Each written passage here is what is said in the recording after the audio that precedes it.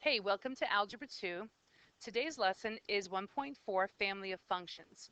Now, we began with family of functions in Algebra 1, but we're going to be expanding upon them in Algebra 2.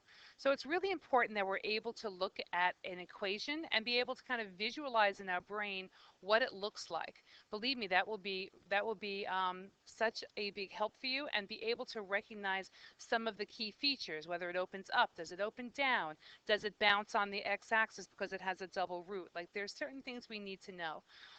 And we should be able to discuss some of the key features of those functions as well. So moving on. Okay, so a little vocabulary. Degree, let's get rid of this on the bottom. Degree, the highest exponent of the variable in the given equation.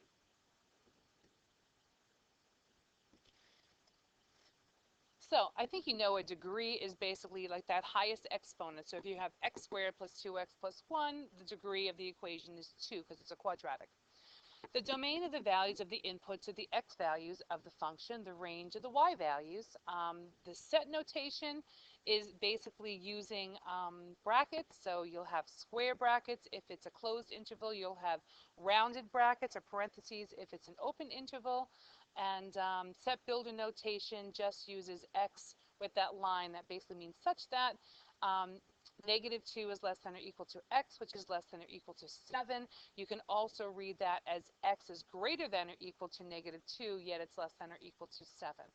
Or how I like to say it is x is sandwiched between negative 2 and 7 inclusively. All right, so taking a look at degree 1.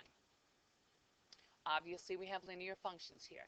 So we can put this into our calculator, but I'm really hoping you don't need a calculator to graph these. You should be able to use your intuitiveness and say, well, my y-intercept is the constant that hangs off the back. So there's the positive 3. Here's the positive 3. I know my slope is negative 2 over 1, so I move down 2 over 1. This should be easy enough for you to do. My rule of thumb is if the point fits on the graph that's given to you, then you graph it. So all these points are the way they're supposed to be. You're going to use a ruler, of course, because that way it's nice and straight.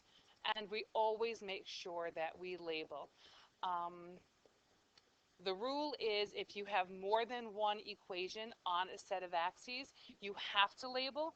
I just get into the habit of every time I draw a line or a curve or an equation, I just always label it. That way I'm always set. All right, the next one is still a linear function. This one, instead of being in terms of f of x, this one's in terms of y, and it's not solved for y. So we know in order to solve anything, in order to graph anything, we need it to be solved for y.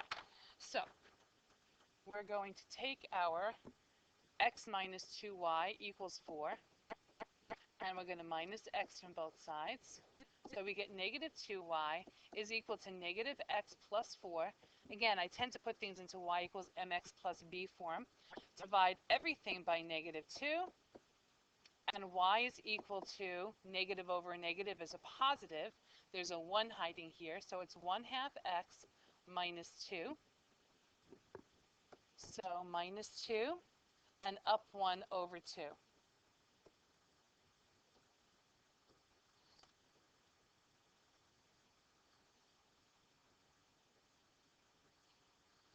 Y equals 1/2 x minus 2. Okay, now they talk about domain and range down here. So the beautiful thing about the domain and range of most linear functions is the domain is going to be all real numbers. Now, you can say that. You're allowed to say all real numbers. All right, now I use the hashtag for numbers, it's not hashtag. All right, so all real numbers, or you can say it other ways. You can use our interval notation and say negative infinity to positive infinity. All right, or you can use the set notation, which says, I'm sorry, that was range is also going to be negative infinity to positive infinity. Or you can use set notation, which would be something like x such that negative infinity is less than x, which is less than positive infinity, and use your set brackets. All right. We tend to, I think interval notation is easiest here, so I think I'll probably just continue with interval notation if that's okay with you. Key features here. I don't think on a line you've got a lot of key features, but I guess I can say this one happens to have a negative slope. So I can say that's probably a negative slope. This one has a y-intercept of 3. Does it have a nice x-intercept? No, it looks like it might be 1.5, but I'm not sure of that, so I'm going to leave that out.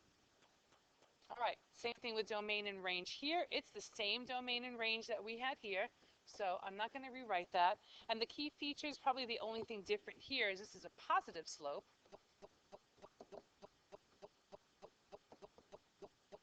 And this one has a y-intercept of -2.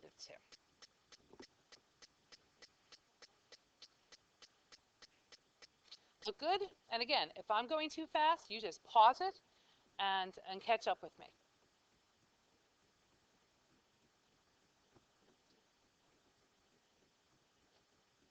All right, so degree 2, the quadratic function.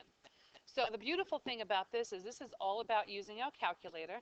So this one we have already in f of x form, so we can put this right into our calculator, x squared minus 2x minus 3. So here we have it. All right, so again, I know my y-intercept is -3 because that's my constant that's off the back there. I can tell that my zeros are at +1 and +3, so that can help me as well. Now, the only thing that would really be helpful for me here is having some more points, because whenever we're graphing, you have to make sure that you are showing points. So let's do Control T and get our table and look for our, yikes, I just moved way too fast. I'm looking for that symmetry that I show right here. So if you look, here's my symmetry, my zeros, my -3s. So this is what I'm looking for, 1, -4.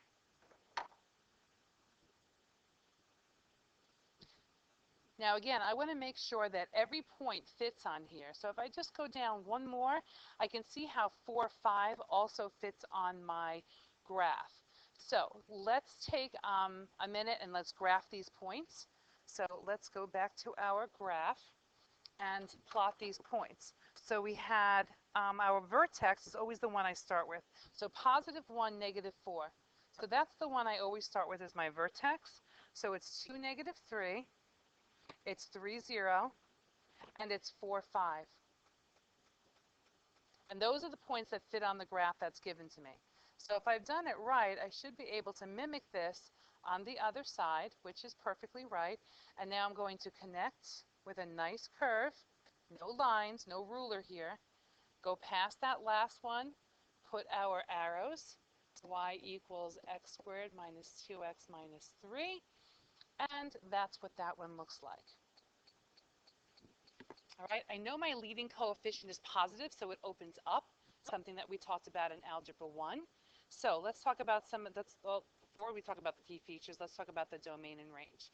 So the domain, now remember what domain and range are. Domain means from our x's, where does this start and where does it stop? All right, so where does it start and where does it stop? So is there any place where I can move this? Well, I want them to move together. Let's get rid of that one.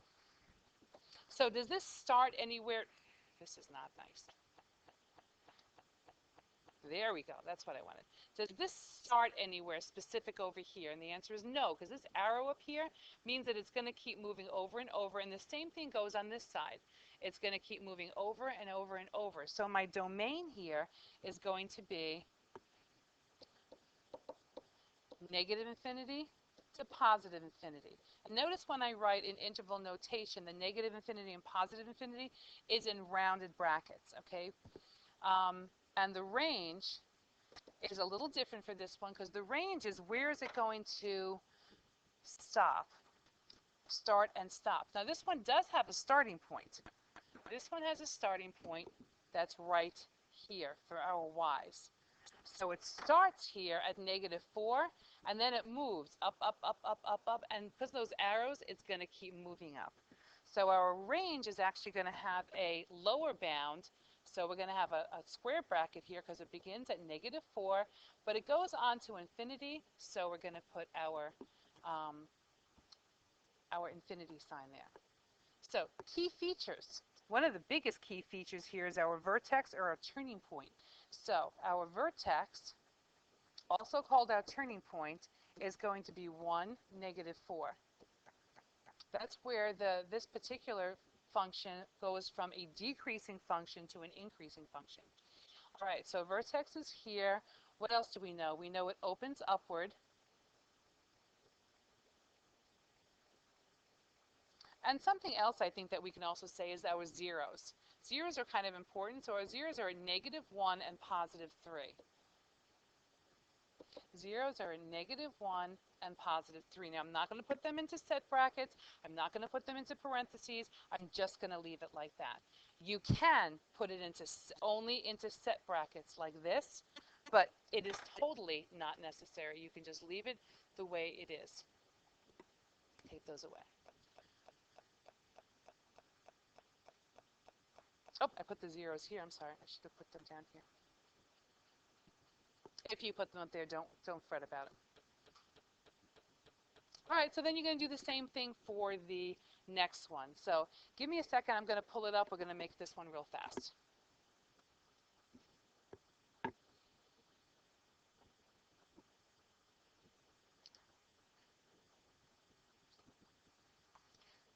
So this one has a lot of different numbers that will fit on our graph, and it opens downward, this one, because that's a negative coefficient. So let's take a look at this and do some plotting. Let me just slide this up a little bit. So, I solved it for y first at the top. I'm sorry. So it's y equals -x squared minus 4x plus 3. I'm assuming you can do that pretty easily. Went too far. So we have our vertex at -2, -7, -2, +7, -2, 1, 2, 3, 4, 5, 6, 7. And then we have 6. And then we have 3. And then we have -2. And then we have -9. So then we just mimic it over here, over here, over here, and over here. Curve, curve. And remember, I mean, we kind of don't talk about it, but that axis of symmetry goes right down the middle through the vertex. And you better make sure that you have exactly, if you have 1, 2, 3 here, you better have 1, 2, 3 here. You better have these numbers, these points symmetric to that line of symmetry. And what is the next thing we have to do? Well, let's give it a quick label. Y equals, I forgot what it was, -x squared minus 4x plus 3.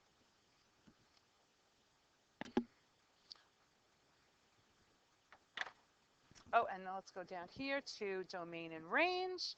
So on this one, the domain is going to stay all real numbers. So it goes from, wrong one, goes from -infinity to +infinity. And the range here, the lower bound is -infinity. So I wanted to do a -infinity is the lower bound, and the upper bound, I think, is +7. 1, 2, 3, 4, 5, 6, 7. +7, and it includes -7. Key features here is our vertex. In this case, is going to be -2, 7. Our y-intercept we can talk about is going to be our number that hangs off the back, which is +3. We didn't talk about that on the left side, but y equals 3 is our, I don't want to say that, y-intercept. Y-intercept is y equals 3. This one opens downward.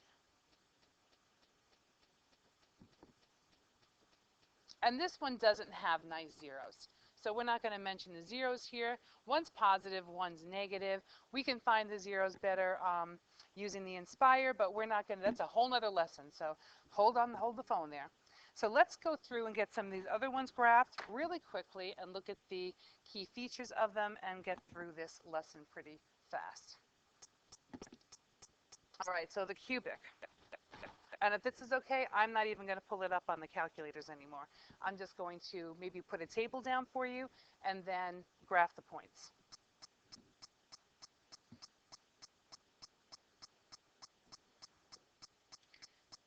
So here we have a typical cubic on the left-hand side. I put the table here so you can plot the points easily on your graph. All right, and then I'm going to do a cubic plus 2, which is basically going to be the same problem, but it's just going to be shifted up 2. All right, so let's just take a look quickly what that looks like. So there we go. Basically all I did, and I guess I didn't go through that point really well, we just shifted everything up. So our 0, 0 shifted up 2, our 1, 1 shifted up 2, and our negative 1 shifted up 2, and the same thing with our points 2, 8 and 2, negative 8. I'm sorry, negative 2, negative 8. All right, so again, pause and write them down, and we'll just do the same thing for the next two functions.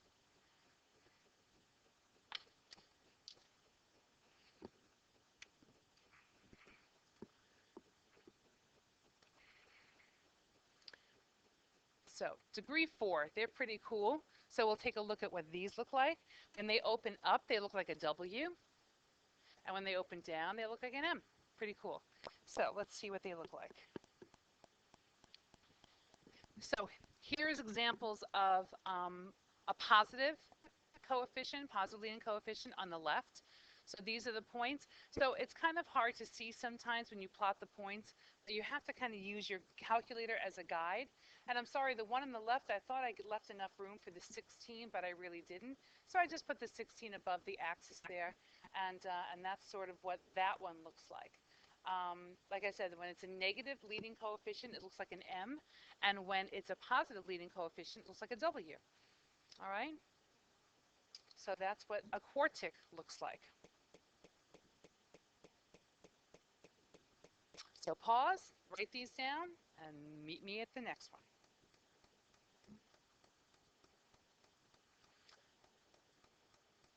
Okay, so square root problems are pretty easy.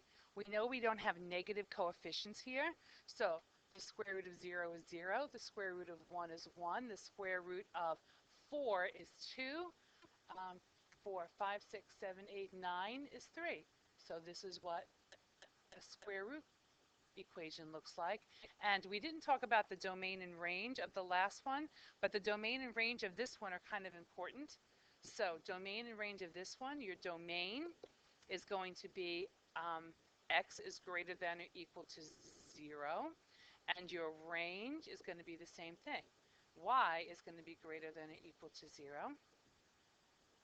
And when we look at a negative, I'm sorry, this is a square root minus 2, so this is going to be the same thing. This one's going to shift down 2, so it's going to be exactly the same, but because, now when I keep saying shifting, I know what it looks like because this negative 2 here is not attached to the x. If it looked like this means it would shift right 2. But because I can rewrite this as y plus 2 equals rad x, all right, now I know that the 2 really goes with the y, and it's the opposite sign. So I know this one shifts down 2.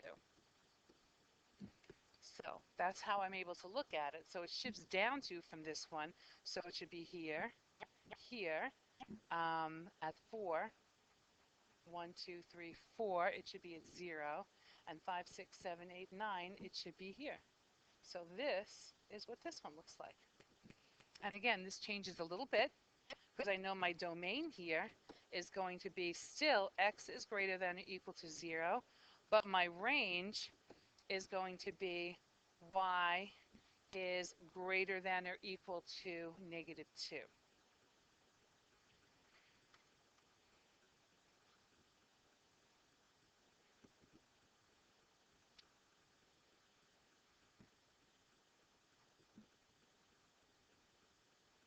All right, moving on. Degree of 1/3. So what does a cube root of an equation look like? Cube root of x look like? So our cube root equations look like this. And once again, because my x here is attached to underneath my 2 is attached to my x, I know this is going to move left 2. If it looked like this, I would know what moved down to, because that's the same thing. I'm sorry, this would move up to, because you get y minus 2 equals the cube root of x. So the 2 really this time attaches to the y, and I take the opposite sign. So negative 2 means it moves up to. But this is what we're talking about. It goes all the way across, so this one moves left to. So I just take my problem that I had here, and I'm going to take it and translate it to the left to get to my purple one on the right.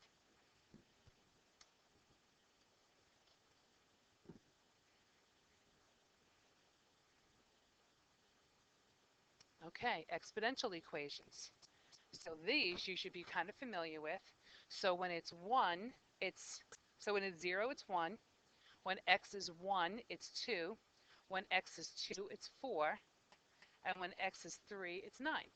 So an increasing exponential, and if you remember, the one thing you cannot do is touch or cross that x-axis because it is an asymptote. It's a line that it approaches and never ever touches or crosses. All right, your 1/2 is going to be the exact same, but this time, because my base is less than 1, I know that, and it's got to be greater than 0. We can't have any negatives in there. If it's negative, it's no longer an exponential. So this is going to look almost exactly the same way, but it's going to be flipped. So when x is negative 1, it's going to be 2. When x is negative 2, it's going to be 4. And when it's negative 3, it's going to be 8. So this one, oh, I didn't go 8. 1, 2, 3, 4, 5, 6, 7. I did go 8. Okay. This is the one I didn't go 8 on. Sorry, guys. This is 8 over here. I knew something was wrong somewhere. So again, real close. If you feel like you're going to touch it, stop and put an arrow. So y equals 1/2 to the x power.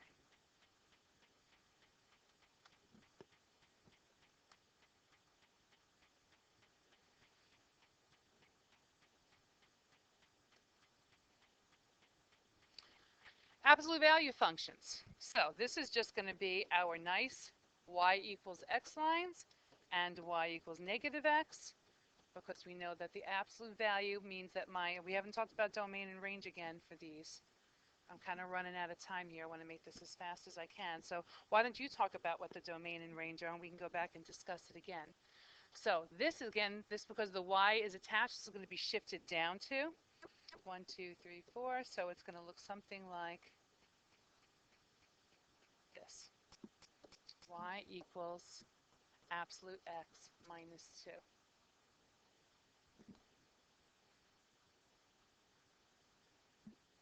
Again, if that's not intuitive to you, you can always put it in your calculator. Solve this for y, so y equals absolute x minus 2. Put it in your calculator. So quickly, the domain of this is going to be all real numbers. And our range, capital R sometimes means all real numbers. And our range is going to be y is greater than or equal to 0. So the domain and range here is going to be the same thing. The domain here is still going to be all real numbers. And my range is going to be y is greater than or equal to negative 2.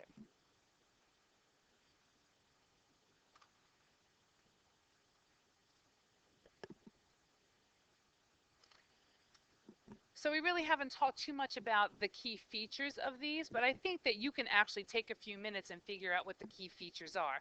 Like on an absolute value function, it would be the vertex, sliding up a little bit, it would be the vertex of this. It would be the fact that it opens up. If there was a negative sign in front of that absolute value, it would open down, just like our parabolas.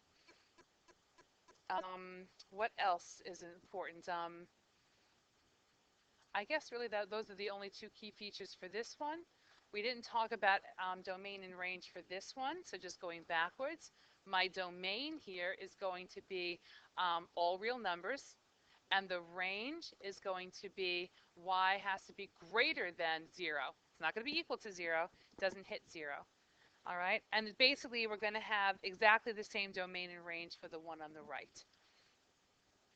All right, I'm sorry this one was as long as it was. I tried to make it as fast as I could. So until next time, I think you only have one more lesson to do for this particular assignment. So get them done. I'll see you at the beginning of the year, and have a lovely summer.